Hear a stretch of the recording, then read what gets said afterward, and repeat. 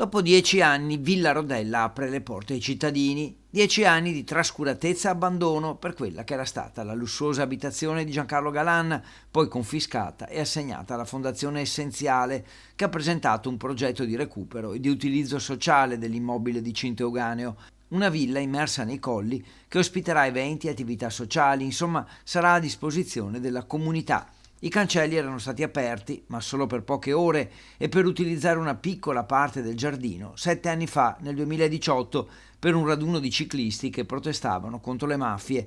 Ora il demanio ha accolto il progetto della Fondazione Essenziale e la villa sarà dedicata a eventi culturali, ma anche a iniziative turistiche legate a ambiente, territorio e legalità. Si guarderà al passato storico dell'edificio lanciando una sfida al futuro, un futuro legato a cultura, laboratori didattici, accoglienza, il tutto non a caso durante le giornate del FAI, il Fondo per l'Ambiente che apre le porte delle Ville Venete.